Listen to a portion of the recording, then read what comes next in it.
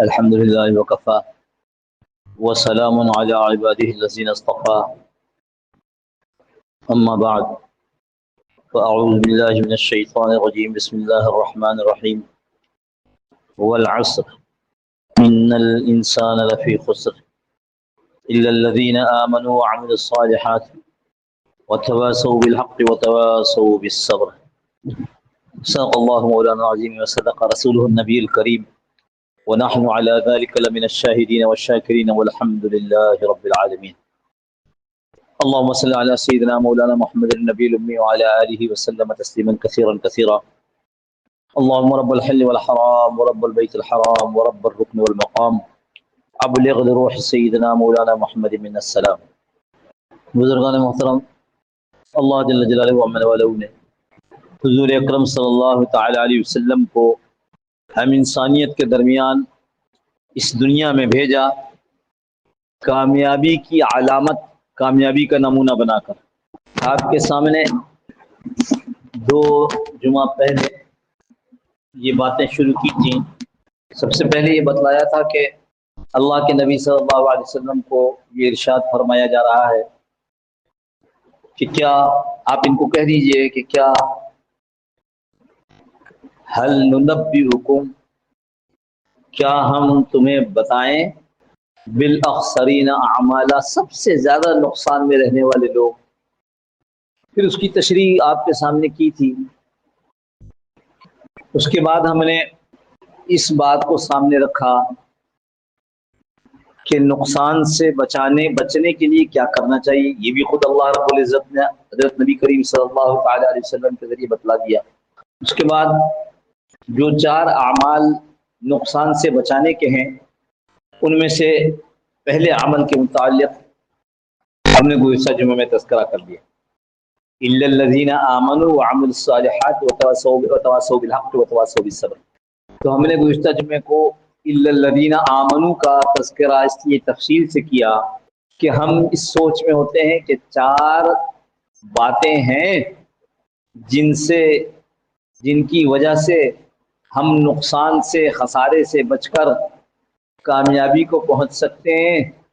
ان میں سے ایک تو ہمارے پاس ہے اور ہم کہتے ہیں الحمدللہ ہے، لیکن اس ہے کی کیفیت کیا ہے وہ میں نے گزشتہ جمعے آپ کے سامنے رکھی کہ ہم کہتے تو ہیں کہ ہم ایمان والے ہیں، لیکن ہمارے ایمان میں اور مطلوبہ ایمان میں اتنا ہی فرق ہے جتنا ایک کیا کہتے ہیں اس کو مرتے ہوئے مریض جو ہاسپٹل میں ہے اس کی جان میں، اور ایک جو آپ کے بازاروں کے اندر بہت بڑا بھاری سامان لے کر ایک دکان سے دوسری دکان جاتا ہے اس کی جان میں جتنا فرق ہے اتنا ہی فرق ہمارے ایمان میں اور جو اللہ کے ہاں مطلوب ایمان ہے اس میں.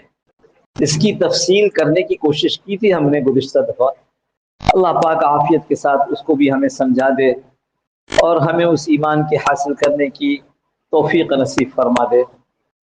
بات صرف اتنی ہے کہ خود حق سبحانہ و تعالی اپنے کلام پاک میں اس بات کو ارشاد فرما رہے ہیں فَإِنْ آمَنُوا، اگر یہ لوگ ایمان لائیں، اسی ایمان کی بات ہو رہی ہے نا، تو اگر یہ ایمان لائیں، کیسا ایمان؟ بِمِثْلِ مَا آمَنْتُمْ، ایسا ایمان جیسے تم ایمان لے کر آئے. خطاب کن کو ہے؟ اللہ کے رسول اور صحابہ. یعنی مطلوب ایمان وہ ہے جو حضرات صحابہ کا اور اللہ کے رسول صلی اللہ علیہ وسلم کا تھا. مطلوب ایمان. ہم اس ایمان تک پہنچنے کی کوشش میں لگے رہیں، اپنے ڈھیلے اپنے کمزور ایمان پر اطمینان اور تکیہ نہ کریں. کیوں؟ آگے فرمایا فَإِنْ آمَنُوا بِمِثْلِ مَا آمَنْتُمْ فَقَدِ اهْتَدَوْا، پھر تم ہدایت یافتہ ہو گئے. یہ جو ہم سمجھ رہے ہیں ہم ہدایت یافتہ ہے، ہم ہدایت پر ہیں، ان کے لیے کہا گیا اگر تم ایسا ایمان لاتے ہو، اگر یہ ایسا ایمان لاتے ہیں جیسا ایمان تم لائے ہو، اللہ اور اس کے رسول اور صحابہ مخاطب، جیسا ایمان تم لائے ہو فَقَدِ اهْتَدَوْا، تب جا کر یہ ہدایت یافتہ سمجھے جائیں گے۔ ایک مولوی صاحب نے اس کی بہت اچھی تشریح، انہوں نے کہا کہ میں نے ایک بڑے مفتی صاحب سے یہ بات سنی، تو جب انہوں نے دہرائی تو ہمیں بہت اچھا لگا، اور ہمیں یہ لگا کہ اس سے بات زیادہ سمجھ میں آتی ہے۔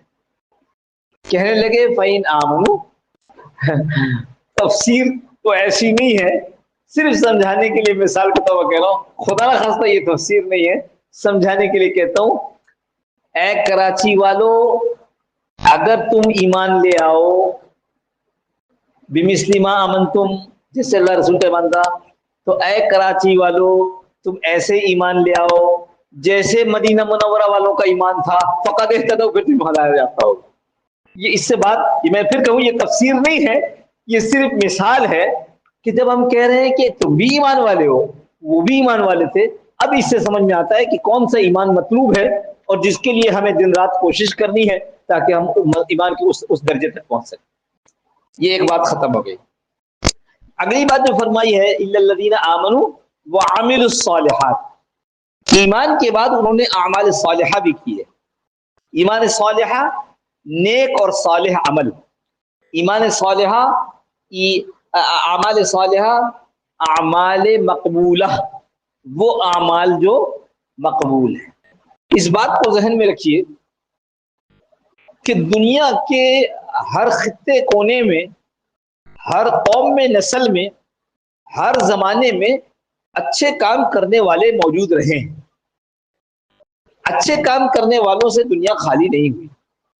اچھے کام وہ کسی نہ کسی شکل میں جس رب کو مانتے تھے اس کی عبادت کرتے تھے، اور وہ اپنے نزدیک جس چیز کو اچھا سمجھتے تھے وہ کرتے تھے، خواہ وہ والدین کی خدمت ہو، چاہے مخلوق خدا کی خدمت ہو، وہ کرتے تھے۔ یہ اچھائیاں ہر زمانے میں آج بھی، وہ ہمارے ہاں کام کرنے والے آئے، کئی ملکوں کے قوم کے لوگ تھے، فرانس کے بھی تھے، اس میں برطانیہ کے بھی تھے، امریکہ کے بھی تھے، اور جاپان کی۔ تو جاپان کی ایک لڑکی تھی، وہ ہر روز صبح دفتر آ کر پہلے سب سے ایک کٹورے میں دودھ نکال کر کے رکھتی، اور بلیاں اس کے آس پاس آ کر دودھ پیتی۔ اب سوچو جو بلیوں کا اتنا خیال کر رہا ہو، انسانوں کا کتنا کرتا ہوگا۔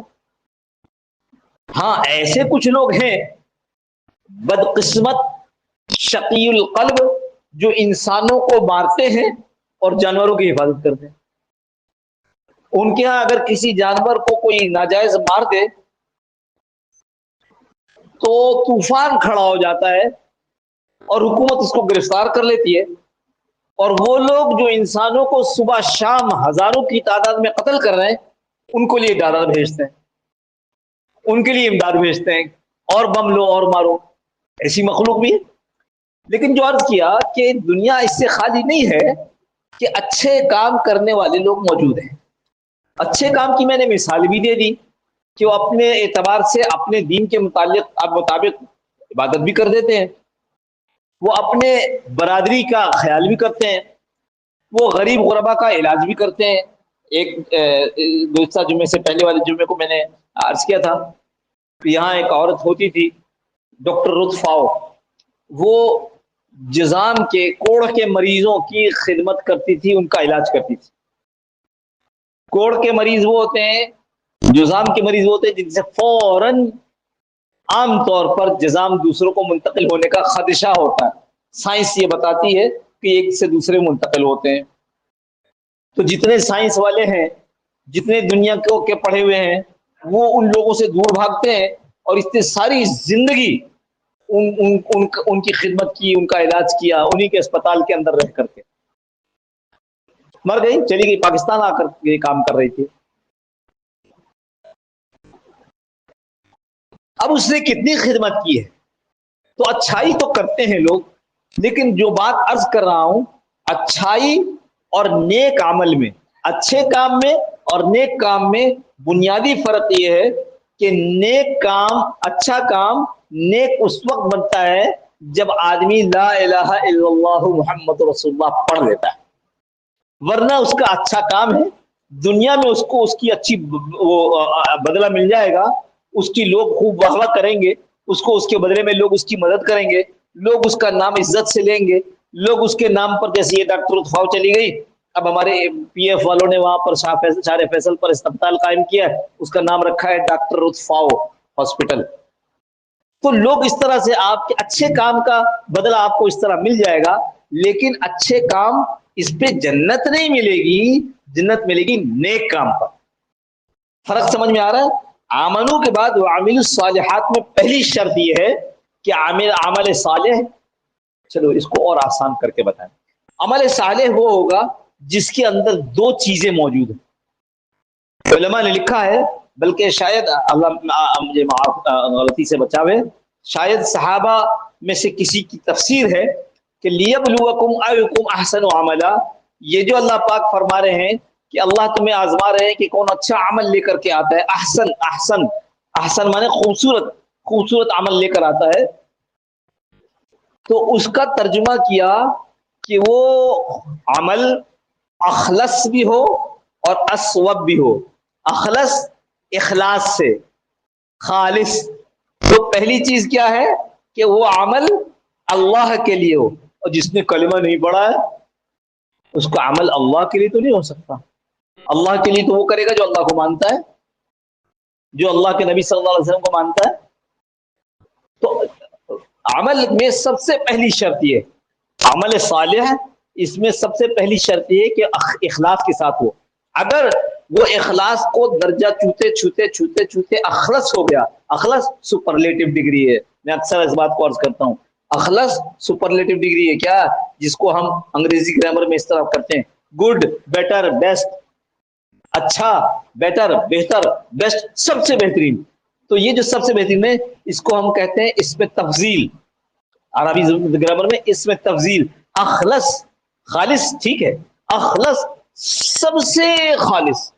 جیسے کبیر بڑا، بہت بڑا، اکبر سب سے بڑا. اللہ اکبر اس کا ترجمہ اللہ بڑا نہیں ہے، اللہ سب سے بڑا ہے.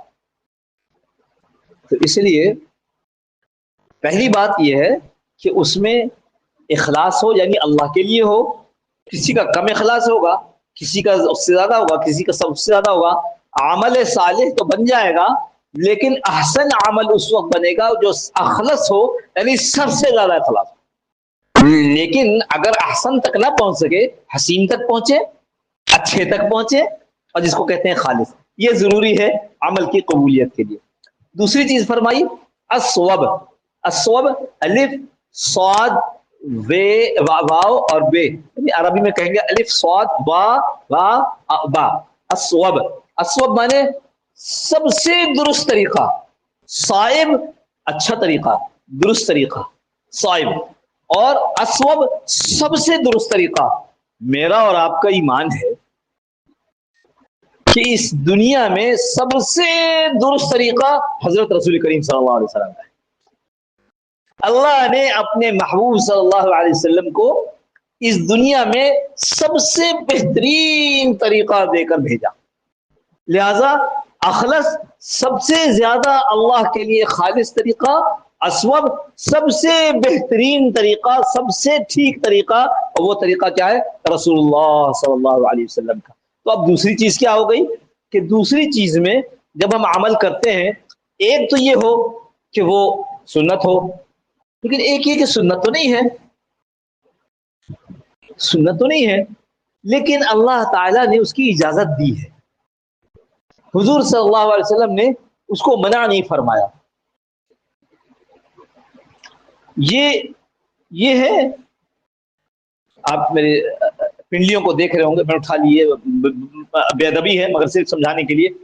حضور صلی اللہ تعالی وسلم اپنی پاجامے، لنگی، پاجامہ بھی آخری وقت میں پیش کیا گیا، شلوار جو ہم پہنتے ہیں اس طرح کوئی چیز، وہ نصف ساق تک، نصف پنڈلی تک رکھیے. مسنون تو یہ ہے. اجازت کہاں تک دی گئی؟ اجازت دی گئی ٹخنے سے اوپر تک، اس کے نیچے کی اجازت نہیں.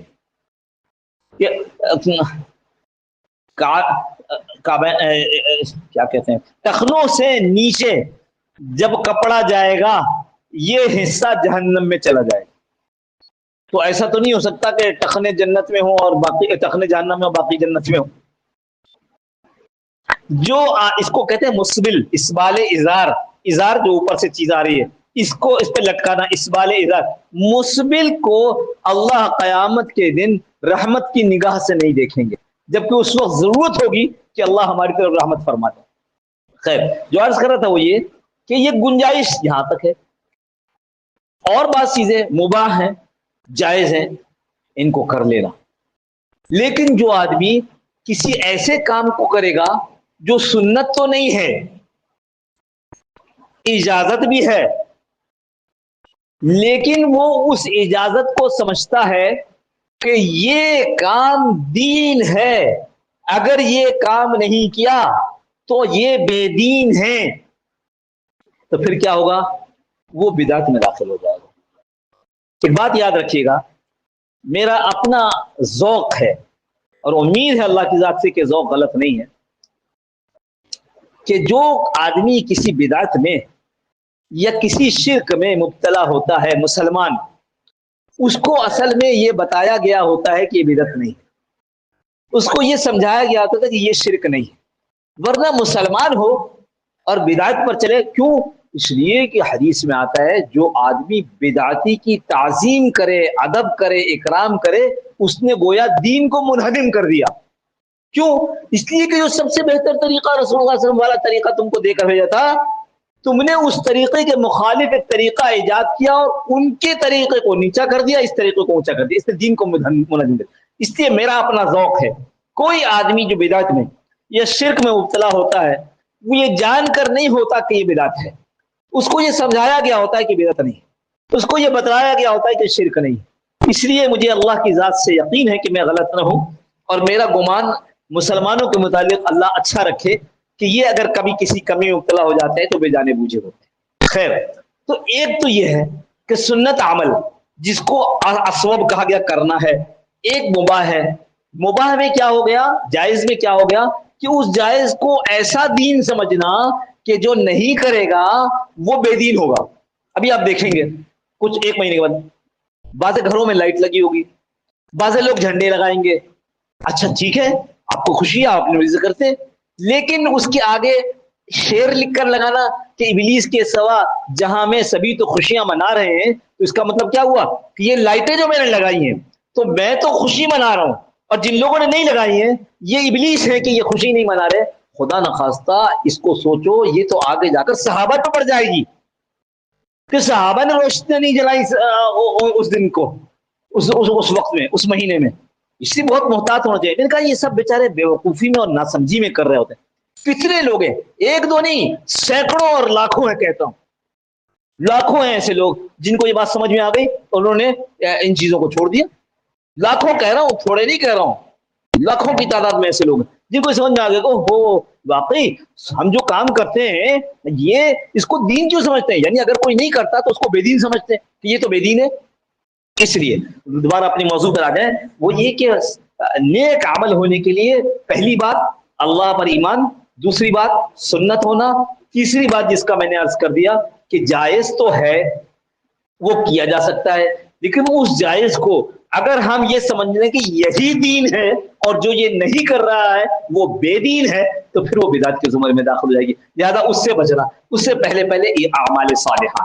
میں عام طور پر کوشش کرتا ہوں اختلافی بات نہ کروں، ابھی بھی میں نے بہت احتیاط کے پیرائے میں کہ کسی کو تکلیف نہ ہو اور کسی کو اس بات کے تو نہ ہو کہ شاید مجھے کہہ رہے ہیں، میں کسی کو نہیں کہہ رہا ہوں، میں ایک عمل بتا رہا ہوں کہ یہ عمل ایسا ہے کہ جس کو سنت کے، شریعت کے دائرے میں رہنا چاہیے۔